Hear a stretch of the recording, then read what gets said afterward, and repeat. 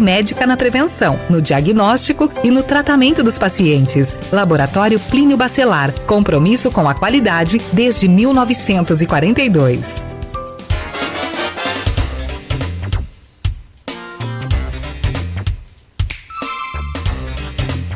Muito bem, são 8h10 em Campos.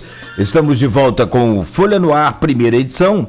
E hoje o assunto vai se desdobrando, vai, né, ganhando corpo aqui.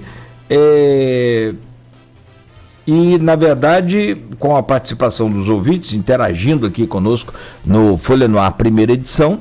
E, evidentemente, que a gente aproveita a presença ilustre do advogado João Paulo para explorar ao máximo aí o seu conhecimento e o seu conteúdo, para que a gente possa também emitir naturalmente a nossa opinião e estar por dentro do que pode vir por aí.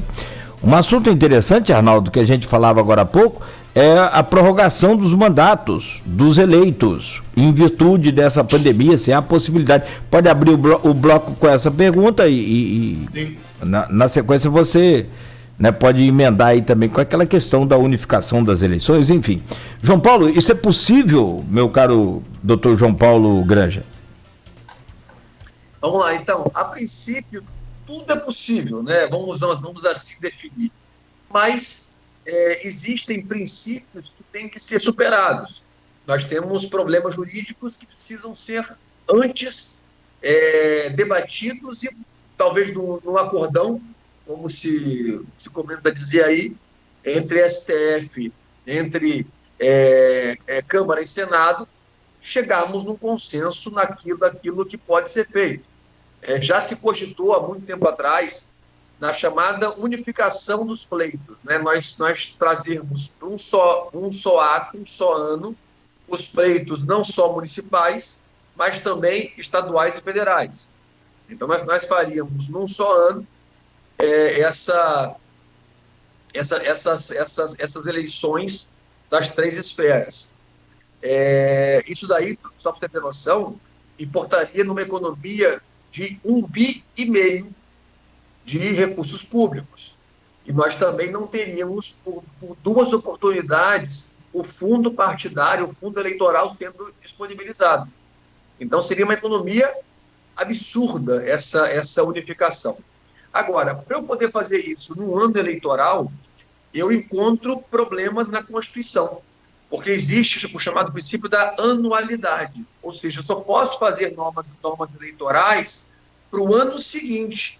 Então, eu preciso respeitar esse um ano antes das eleições para poder, editar normas e promulgar emendas, por exemplo, para as eleições seguintes. Então, tudo que a princípio deveria ser feito para as eleições deste ano deveria ser aprovado até 15 de novembro de 2019. Depois disso, só para 22. Então, a princípio, essa lógica. Agora, lógico, se houver um acordão aí, se houver uma discussão de STF, Câmara e Senado, de repente, restariam superadas questões, restariam princípios superados diante desse quadro de pandemia que foi instaurado, que, obviamente, não há como se tratar com normalidade uma época de exceção. Então, nós não temos como considerar a lógica usual numa época que não é usual. Então, haveria sim a possibilidade de se abrir brechas, se abrir precedentes, por exemplo, prevendo lá uma emenda. Em épocas de pandemia, o princípio da anualidade poderá ser relativizado. Estou só meditando. Em havendo essa previsão, acho eu que poderia sim o Congresso e o Senado alterarem a Constituição de forma que nós tenhamos, por exemplo, uma postergação de mandato, por exemplo. Seria possível nós termos as eleições adiadas para 2 anos, embora talvez politicamente não seja interessante. Aí sim, eu acho que é mais questão política do que efetivamente jurídica, já que o STF e o TSE talvez tenham aí boa vontade e talvez no acordão consigam contornar. Mas você me fez uma pergunta no bloco anterior que temos soluções aí interessantes. Se por acaso em algum município não pudesse fazer eleição esse ano, o que ocorre com os mandatos expirados e o que ocorre como ficaria esse cenário, né? Então, a princípio, nós não temos a possibilidade de prorrogar mandato. Nós não temos a possibilidade do mandato se estender por nem um dia sequer. Então, só a guisa de ilustração, nós teríamos das comarcas o juiz mais antigo como prefeito. Aí eu vou fazer vou incluir uma pergunta. A gente sabe que essa questão da pandemia aqui no Brasil não, no mundo inteiro, né? Mas aqui no Brasil, pela nossa característica continental, você vê que ela vai se deslocando, a onda é mais forte. Digamos que, não desejando isso, tomara que não esteja em lugar nenhum, mas digamos que um estado do Nordeste esteja com pandemia. Interior do Nordeste, como aqui no Norte Fluminense também mas no interior do Nordeste, um juiz que é responsável por várias comarcas, uma comarca que abrange vários municípios, melhor dizendo, né? E aí, como que fica essa situação? O juiz, ele é um prefeito regional? Normalmente existem também juízes regionais. E, óbvio, assim, deve ter, como toda comarca tem, na falta de um juiz, você tem sempre o juiz seguinte, né? uma escala num eventual impedimento, já que o juiz pode ser suspeito, ele pode ser parente, pode ser amigo, pode ser ter relação íntima com a parte, sei lá. E aí, no seu impedimento, nós teríamos aquele que ia ser convocado a chamar, e aí, obviamente, teríamos que usar essa lógica. Então, na falta do juiz da comarca A, quem que será? Vai ser o da comarca B? Vai ser o regional? Vai ser nomeado pelo tribunal? Então, temos que ver isso. Aí, assim, acho que a lógica seria essa, seria convocar o... Agora faltou o nome do substituto, não, né? Não. Agora, já vou que lembrar. Na hora, quando você quer lembrar, foge. Também Arnaldo veio com essas perguntas aí cabiciosas, mas é uma pergunta muito inteligente e interessante. Não, de fato. Há de ser pensado em tudo. Sim. Se pensar em estados do Nordeste, em que interior do Nordeste você não tem, de fato, muitos juízes disponíveis, esse é um problema que talvez seja corriqueiro. Sim, agora, com relação a essa questão de você levar a eleição, unificar a eleição, é muito mais político do que jurídico, como você mesmo colocou. Isso aconteceu, por exemplo, nessa última discussão, quando a gente começou a discutir aí essa questão de possibilidade de adiar a eleição, surgiu a possibilidade de prorrogar mandato por 2 anos. Agora, há de se colocar também como um ponto de reflexão que os próprios deputados têm interesses nos seus municípios, seja com cabos eleitorais ou com eles mesmos pré-candidatos, né? Não, e obviamente, como também tem interesse que os candidatos do seu partido, eleitos e no mandato, se perpetuem por mais 2 anos. É o sonho de consumo, por exemplo, para Rafael, ficar 2 anos a mais no mandato. Como é o sonho de consumo de Carla, como é o sonho de consumo de, sei lá, Francimara, e Cristiane, e Fátima, terem mais 2 anos de mandato. Então, por um lado, existem mais candidatos do que eleitos, então, obviamente, existe mais interesse em se fazer novas eleições do que se manter os mandatos em vigor. João Paulo, eu vou trazer aqui algumas perguntas do grupo. Como eu falei, tinham bastantes perguntas, e às vezes algumas delas, quando eu estiver lendo, vai ter enunciados que você já respondeu, né? Algumas coisas você já respondeu anteriormente. Mas no final, às vezes tem uma nova pergunta. Vamos lá. Vou começar aqui com o reitor da UENF, o Raul. Agora, como você falou, né? Quando a gente vai ver, a coisa some aqui.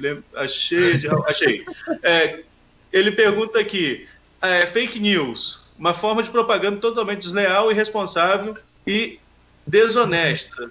Como controlar e evitar uma campanha que utilize desse artifício? Aí vai depender das denúncias da população, da análise dos fiscais do TRE para coibir essas práticas. E, obviamente, a dificuldade vai ser identificar. O problema todo hoje é você conseguir saber de onde vem, né? Existem as chamadas VPNs que você pega o IP da sua máquina e você joga num país aleatório. Então, quer dizer, você atribui para sua máquina um IP de qualquer máquina do mundo. Então, como que você vai conseguir rastrear, identificar, punir essas práticas é que vai ser difícil. Talvez consiga aí, sei lá, num contexto de 100, 5, 10%, creio eu, mas é difícil. Embora nós estejamos hoje enfrentando uma realidade de análise pelo STF, por parte da campanha do nosso presidente, dessa prática de fake news, né? Dessa criação rotineira, dessa criação até via robôs, dessa disseminação de fake news, e ainda estamos analisando como é que isso vai ser visto, mas tem-se determinada exclusão, embora com certa resistência por parte do Facebook, por parte do Google, alegando quebra de sigilo, alegando uma série de questões de ordem de sigilo, né? Mas penso eu que numa eleição municipal isso ganha conotação mais séria ainda, mais dificuldade ainda. Mas vai depender, sim, da fiscalização, vai depender, sim, do que se conseguir apurar, e é difícil. Complicado. Ali em São João, antes de rede social, existia, em período pré-eleitoral e em período já de campanha, as famosas cartas anônimas, né, que eram espalhadas pela cidade, e algumas você conseguia identificar. Isso. Mas lá chega a ser engraçado que era uma folha mesmo de mimeógrafo e assim. É isso aí. E aquilo era espalhado para tudo que é lugar. E algumas vezes conseguia identificar de onde surgia, mas para identificar sempre era quase impossível, né? Você conseguia achar a gráfica e por meio da gráfica você achava a pessoa que pagou. Mas de fato é difícil. No virtual é ainda mais difícil. O Maurício Batista, João Paulo, comenta aqui, foi com fake news que temos os presidentes eleitos nos Estados Unidos e no Brasil. Você concorda? Não tenho dúvida que foram, sim, ajudados por fake news. Isso aí... Aliás, se pensar também a nível também estadual, teve ajuda e teve depois... foi a rede social que ajudou a eleger Witzel, talvez com fake news contra Eduardo Paes, mas sim, não tenho dúvida que boa parte das eleições em âmbito nacional e estadual tiveram a participação, tiveram a influência de fake news, sim. Eu tava de madrugada, fui dormir tarde, ontem até para fechar o jornal. Eu estava lendo em rede social, estava olhando a rede social, e o Estadão, um jornal, né, renomado, um dos maiores do país, extremamente conceituado, estava tendo que fazer um checamos sobre que a vacina contra o Covid não virá com nanochip para rastrear as pessoas, né? Olha que ponto nós chegamos em um jornal como o Estadão, tem que pagar profissionais para checar uma informação dessa. E alguns comentários, que eu gosto de olhar comentários em rede social, até pertinentes, né? Quanto que as pessoas se sentem importantes, né? Que acham que precisa de nanochip. Nós temos celular, que quem quiser rastrear, dessas grandes corporações que quiserem nos rastrear pelo celular. Nós acessamos banco, acessamos e-mail. Vamos dar uma vacina, colocar um chip para saber a nossa vida. Olha que ponto chegamos de ter que explicar que isso é mentira, né? Não, você me permite acrescentar só mais um detalhe. Tem aquele pessoal fanático, tanto por um partido, por outro, por um político, por uma religião. A gente sabe bem disso. Tem um cidadão na internet que ele vai para lá e ele dá uns desabafos malucos. Agora ele deu um desabafo falando que os respiradores, né, chineses estavam vindo para o Brasil contaminados com a Covid. Nossa Senhora. E que estava sendo feito entubando os pacientes e que sem nenhuma doença, e quando entubava, então entrava o coronavírus, a Covid-19 nele.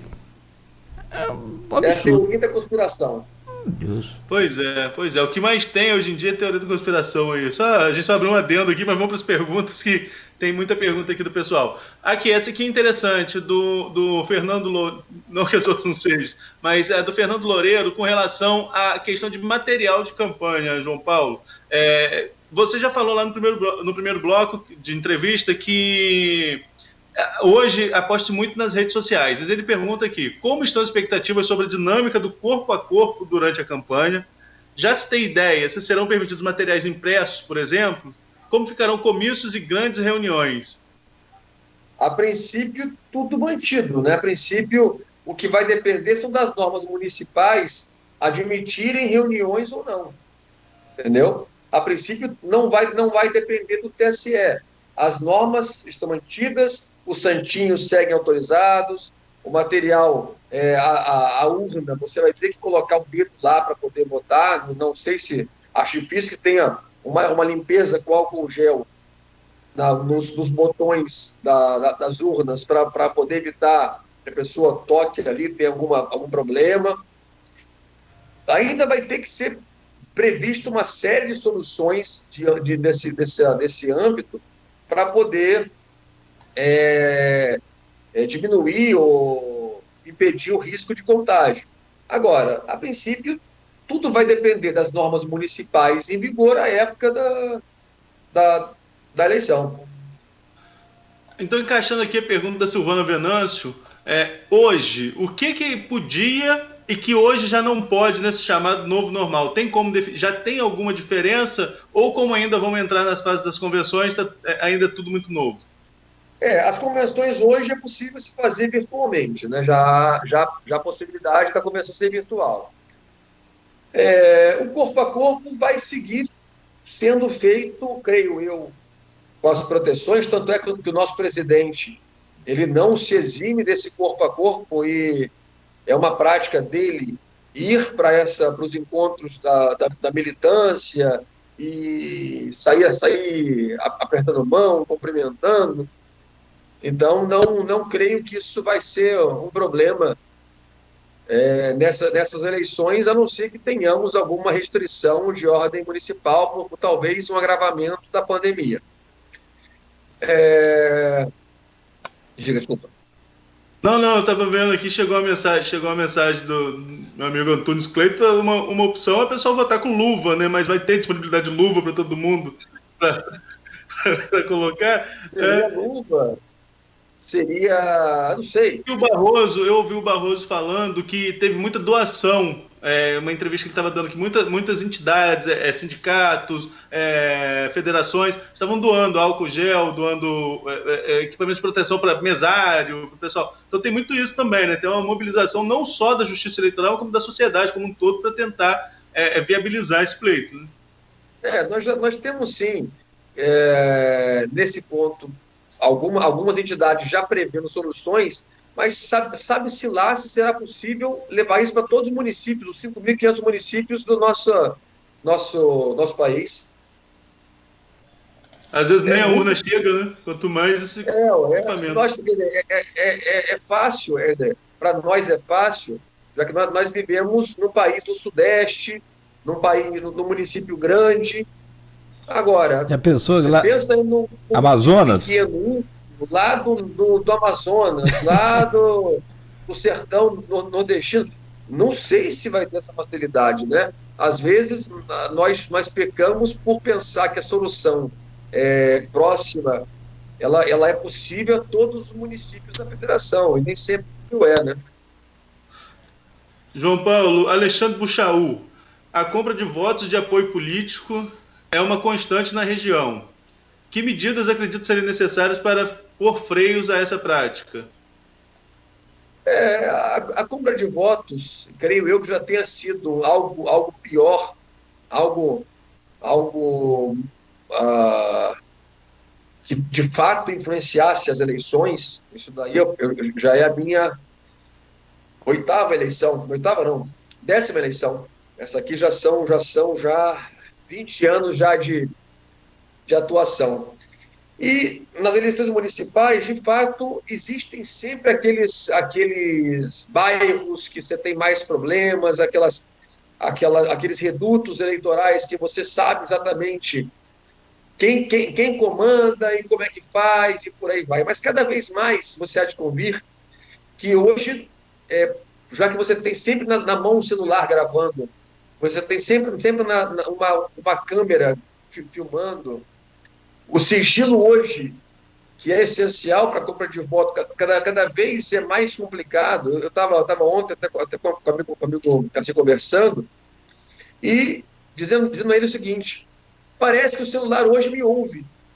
Eu comento o assunto pelo celular, daqui a pouco aparece ele propaganda sobre esse assunto.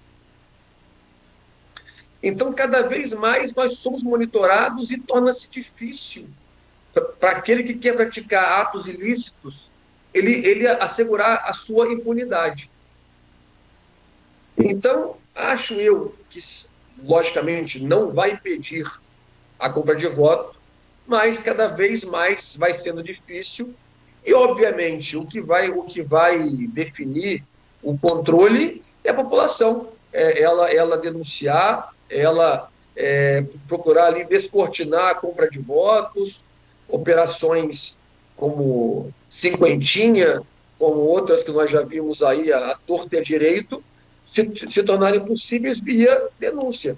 Então, cabe à população que tiver conhecimento, que souber de algum candidato que esteja tentando usar de meios ilícitos para poder alterar o equilíbrio do pleito, que ela denuncie, que ela faça. Existe o número do TRE para denúncias, e aí sim, procure denunciar a fim de coibir. Para a gente fechar as perguntas do grupo, e tem perguntas do Facebook que a gente pode deixar para o próximo bloco, mas as perguntas do grupo de WhatsApp, tem uma última aqui, do Nicolas Esteves. Deixa eu encontrar a pergunta dele aqui, que ele lembra uma declaração do Eduardo Paes. O ex-prefeito Eduardo Paes declarou à época ter sido contra o adiamento das eleições, argumentando que aqui foi o único país que tinha ocorrido essa mudança. Em outros países, também atingidos pela pandemia, as eleições ocorreram, como na França. O João Paulo até citou isso já em um trecho aqui da entrevista. Como você vê essa mudança de data, uma vez que todo esse período pré-eleitoral foi estendido, já que sabemos que até 15 de novembro ainda estaremos na situação de pandemia? Essa é a pergunta dele, eu vou fazer só um adendo aqui. Por exemplo, secretários municipais que abriram mão dos seus cargos lá atrás, enquanto o calendário não tinha sido alterado, iniciou a pré-campanha, queimou largada para iniciar a pré-campanha, e como que fica essa situação desse calendário daqui para frente com relação a esse pessoal? Porque a pré-campanha deles foi estendida demais, eles acabam sendo, aí mais sua opinião do que como jurista, eles acabam sendo prejudicados, quem vai ter com fôlego novo para começar agora, ou são beneficiados por ter feito uma pré-campanha maior? Vamos lá. Na verdade, mudou muito pouco nesse contexto pelo seguinte: os prazos para desincompatibilização superados não retornaram. Quer dizer, a emenda constitucional 107, ela é de um dia, quer dizer, 3 meses e um dia do pleito. Ela foi feita no dia 3 de junho desse ano. E o prazo para que o servidor público se desincompatibilizasse seria no dia seguinte. Então, esse foi o único prazo que foi postergado até o dia 15 de agosto. Então, vamos aqui pensar: o candidato que deixou para a última hora para poder se desincompatibilizar, desculpa, o servidor público que deixou para a última hora para tentar se desincompatibilizar, esse de fato ganhou um tempo a mais, ganhou aí uma folga para poder, de alguma forma, divulgar sua pré-candidatura, de alguma forma, divulgar suas ideias, porque hoje, só para se ter uma ideia também, é bom que se comente, muito se fala, porque a pessoa está indo para o Facebook, para o Instagram, para poder dizer-se pré-candidato. Isso pode. A pessoa está indo para o Instagram para poder detalhar suas qualidades, detalhar aquilo que ele pensa em fazer pelo município. Isso pode. A única coisa que não pode, nessas eleições, seguindo o TSE, é pedir voto. Então, nesse contexto, mesmo o candidato, mesmo ainda servidor público, a princípio, ele pode usar sua rede social para poder enaltecer o governo, para poder enaltecer as realizações feitas durante a sua gestão. Então, ainda é uma época que todos são tratados de forma igual. Ainda todos têm iguais oportunidades de promover-se ou tecer críticas contra aquilo que eles entendem como errado, como deve ser evitado, sei lá. Mas, a princípio, o calendário não sofreu tanto e o equilíbrio não foi tão atingido por conta dessa mudança da data. Certo. João Paulo, Nogueira, são 8h37, Vamos lá. Terminei as perguntas do grupo, mas tem aqui perguntas do Facebook, tem o Zé Armando, tem o Roberto Parente, o Ângelo Rafael me mandou pergunta aqui também no privado. A gente vai ao intervalo agora e a gente volta com essas perguntas? Pode ser. Daqui a pouco também o tabuleiro político para 2020, na ótica de Dr. João Paulo. Sobre a do Roberto Parente, em atenção a ele aí, obrigado pelo carinho de estar nos acompanhando, e a todos, né, que estão nos acompanhando, tanto pelo streaming do Face, ou na página, ou no rádio. Ele diz aqui: meu nobre, estou ouvindo a entrevista, mas não sei o WhatsApp da rádio, é por aqui mesmo, pelo Face, que a gente prefere a participação, essa interatividade dos nossos ouvintes. Ele diz aqui, a pergunta seria: não seria razoável que as eleições pudessem ser unificadas em 2021, assim poderíamos expulsar o genocida? Isso a gente falou, né, sobre esse assunto, já um pouco nessa questão, a gente abordou até a questão de substituição, o Roberto.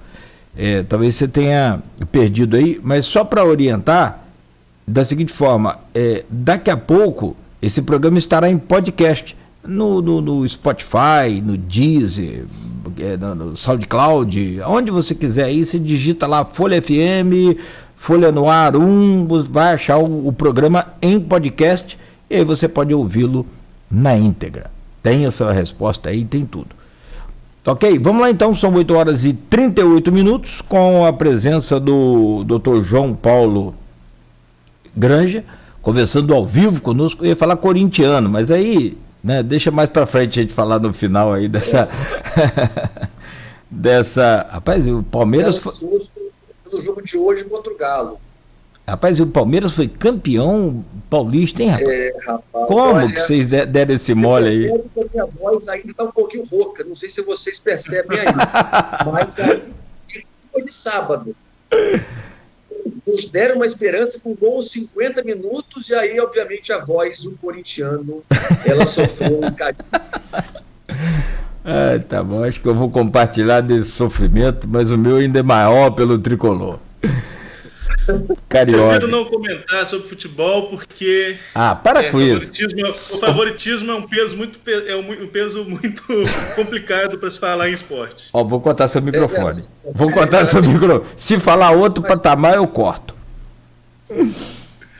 Mas hoje me preocupa a questão de enfrentar um time que bateu o Flamengo, bateu um time aí tido como favorito, então hoje vai ser para nós, difícil de encarar o Galo às 7 horas da noite nessa rodada. Não tenha dúvida que hoje para a alegria do Arnaldo e de todos os flamenguistas, hoje o Flamengo é alvo de qualquer clube no que diz respeito à disputa dentro de campo para vitória, como foi a do Galo, mesmo que seja com um gol contra, mas foi a vitória do Galo, né? Então o Flamengo hoje está tipo a seleção brasileira, como é que o Arnaldo gosta. Quando vai jogar com Afeganistão, os caras arrumam um time lá de primeiro mundo. São 8h40, nós vamos então ao intervalo, depois desse refresco aí com o futebol. Voltamos já com o João Paulo Grange, falando sobre esse tabuleiro político e respondendo ainda aos nossos ouvintes aí pelo Face da Folha FM. A Proteus, moderna